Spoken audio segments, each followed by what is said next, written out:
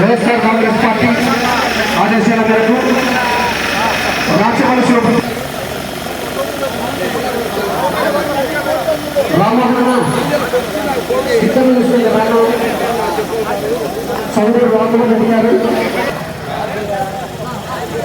ఈరోజు వైఎస్ఆర్ కాంగ్రెస్ పార్టీ ఆదేశాల మేరకు శ్రీ రాచమల్లి శివప్రసాద్ రెడ్డి గారి ఆధ్వర్యంలో పీజుపోరు ప్రతి జిల్లాలో జరుగుతున్నది కాబట్టి మన కడప జిల్లాలో మన ప్రొద్దుటూరు నుంచి వైఎస్ఆర్ కాంగ్రెస్ పార్టీ కార్యకర్తలు నాయకులు వైఎస్ఆర్ కాంగ్రెస్ పార్టీ కుటుంబ సభ్యులు ప్రతి ఒక్కరు కూడా ఈ యొక్క కార్యక్రమంలో పాల్గొని జయప్రదం చేయాల్సిందిగా మరి కోరుచు.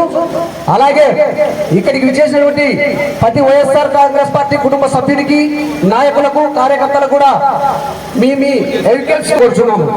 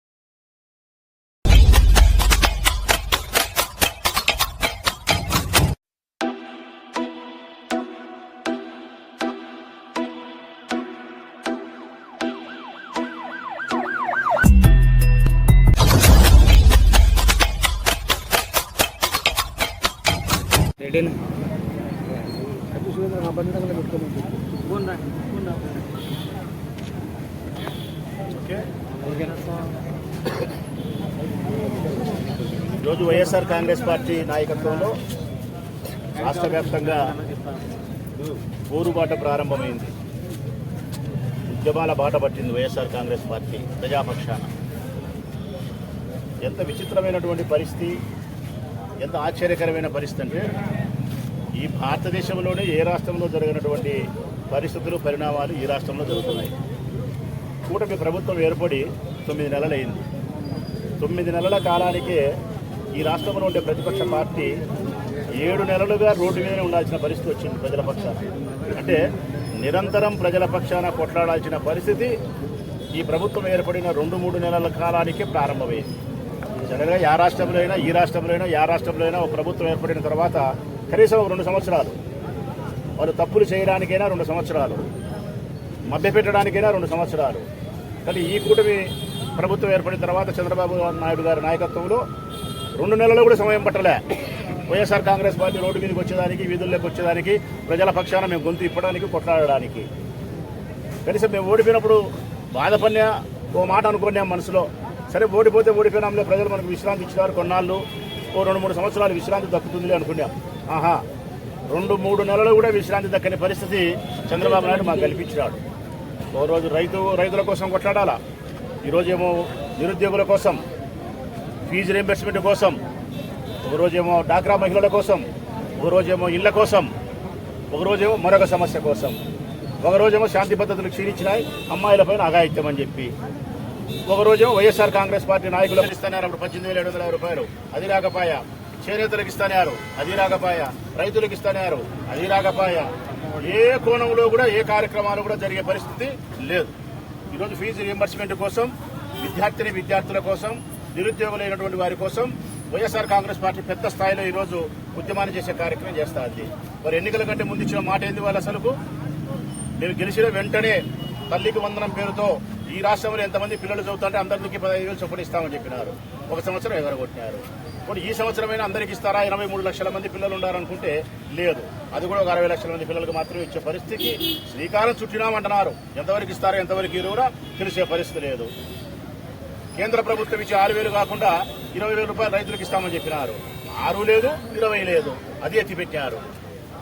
మెగా డిఎస్సీ అని చెప్పినారు. గెలిచిన వెంటనే మెగా డిఎస్సీ నిరుద్యోగుల కోసం, టీచర్ల కోసం. అది గాలికి పోయింది. మెగా డిఎస్సీ లేదు. 20 లక్షల మంది ఉద్యోగాలు ఇస్తామని చెప్పినారు. తొలి సంవత్సరం 5 లక్షలు అని చెప్పినారు. 5 ఉద్యోగాలు లేవు. ప్రతి నెల నిరుద్యోగులకు 3,000 అని చెప్పినారు. 3 రాగినాయ పైసలు ఇచ్చే పరిస్థితి లేదు. ఇప్పుడు 3 త్రైమాసికంగా ఫీజు రీయింబర్స్మెంట్ పూర్తిగా నిర్వీర్యమైపోయింది. విద్యార్థులు ఎక్కడ కానీ ఫీజులు చెల్లించిన పరిస్థితి లేదు. నాడు నేడు మన బడికి సంబంధించినటువంటి పనులన్నీ కూడా పూర్తిగా నిలబడిపోయినాయి. బిల్లులు చెల్లించే పరిస్థితి కూడా లేదు. నిరుద్యోగులు కానీ, ఉద్యోగస్తులు కానీ, విద్యార్థులు కానీ ఏ ఒక్కరు కూడా సంతృప్తికరంగా ఈ రాష్ట్రంలో లేరు. ఈ కోణంలోనే వైఎస్ఆర్ కాంగ్రెస్ పార్టీ నిరుద్యోగులైనటువంటి యువత కోసం 3,000 రూపాయలు ప్రతి నెలా చెల్లించాలని, ఈ సంవత్సరం 5 లక్షల ఉద్యోగాలు వారికి కేటాయించాలని, ఫీజు రీయింబర్స్మెంట్ వెంటనే చెల్లించాలని, మెగా డిఎస్సీ ప్రకటించి ప్రభుత్వ టీచర్లుగా నియామకం జరగాలని, ఈ ఎన్ని కారణాల కోసం, అంతేకాకుండా మెడికల్ కాలేజీలను ప్రైవేటీకరణ చేయకుండా ఆపాలనే దానికోసం, వెనక్కిపోయిన 750 సీట్లను మళ్ళీ తిరిగి తీసుకురావాలనే దానికోసం ఈరోజు వైఎస్ఆర్ కాంగ్రెస్ పార్టీ జిల్లాల వారీగా 1000 మందితో నిరసన కార్యక్రమాన్ని నిర్వహించి జిల్లా కలెక్టర్కు ఒక వినతి పత్రం ఇస్తున్నాం. ఆ కోణంలోనే ప్రొద్దుటూరు నియోజకవర్గంలో నుంచి కూడా ఈరోజు మీరే చూస్తున్నారు. ప్రొద్దుటూరు నియోజకవర్గం నుంచి ఒక్క పిలుపునిస్తే, ఒకే ఒక పిలుపు వైఎస్ఆర్ కాంగ్రెస్ పార్టీ జగన్మోహన్ రెడ్డి గారు పిలుపునిస్తే ఆ కోణంలో ప్రొద్దుటూరు నుంచి విద్యార్థుల తల్లిదండ్రులు కానీ, నిరుద్యోగులు కానీ, విద్యార్థులు కానీ వేల సంఖ్యలో ప్రొద్దుటూరు నుంచి కడపకు బయలుదేరుతున్నారంటే, ఒక పార్టీ అధికారంలోకి వచ్చిన తర్వాత, మేము ఓడిపోయిన తర్వాత 9 నెలల కాలానికి ఇంతటి ఐకమత్యం, ఇంతటి సంఘీభావము, ఇంతటి ఉద్యమానికి బాసటగా ప్రజలు నిలబడుతున్నారంటే ఈ ప్రభుత్వం మీద ఏ స్థాయిలో వ్యతిరేకత ఉందో అర్థం చేసుకోవాల్సిన అవసరం ఉంది. చంద్రబాబు నాయుడు కళ్ళు తెరవాల్సిన అవసరం ఉంది. ఫీజు రీయింబర్స్మెంట్ వెంటనే అమలు చేయాల్సిన అవసరం ఉంది. నిరుద్యోగులకు 3,000 ఇవ్వాల్సిన అవసరం ఉంది. 5 లక్షల ఉద్యోగాలు కేటాయించాల్సిన అవసరం ఉంది. మెగా డిఎస్సీని అమలు పరచాల్సిన అవసరం ఉంది. నాడు నేడు మన బడికి సంబంధించిన పనులను సత్వరమే పూర్తి చేయాల్సిన అవసరం ఉంది. విద్యకు పెద్దపీట వేయాల్సిన అవసరం ఉంది. విద్యను అగ్రతాంబూలంగా భావించి ఈ రాష్ట్రంలో విద్యకు సంబంధించి అగ్రగామిగా భారతదేశంలో నిలబెట్టాల్సిన బాధ్యత ఈ కూటమి ప్రభుత్వానికి ఉందని చెప్పి వైఎస్ఆర్ కాంగ్రెస్ పార్టీ గట్టిగా పోరాటం చేయదలుచుగా ఉంది.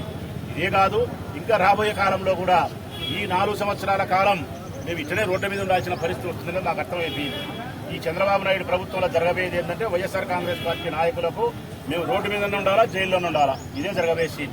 వైఎస్ఆర్ కాంగ్రెస్ పార్టీ నాయకులు, కార్యకర్తలు రోడ్డు మీదనే ఉంటాం, లేదంటే జైళ్లలోనే ఉంటాం. మా ఇళ్లలో మా భార్య పిల్లలతో ఉండే పరిస్థితి ప్రభుత్వం వల్ల లేదనేది మాకు అర్థమైపోయింది. పర్వాలే, ఈ జనం కోసం జగన్మోహన్ రెడ్డి గారి నాయకత్వంలో మేము జైల్లో ఉండడానికైనా సంసిద్ధమే, రోడ్డు మీద సంసారం చేయడానికైనా సంసిద్ధమే. మా లక్ష్యం ఒకటే, వైఎస్ఆర్ కాంగ్రెస్ పార్టీ జెండా లక్ష్యం ఒకటే. ఈ రాష్ట్రంలో పేద ప్రజల కోసం, ఈ రాష్ట్ర ప్రజల కోసం, అభ్యున్నతి కోసం పోరాటం చేయడమే మా బాధ్యత. తిరిగి మా పార్టీని అధికారంలోకి తీసుకొచ్చుకోవడమే మా గమ్యము, మా లక్ష్యం.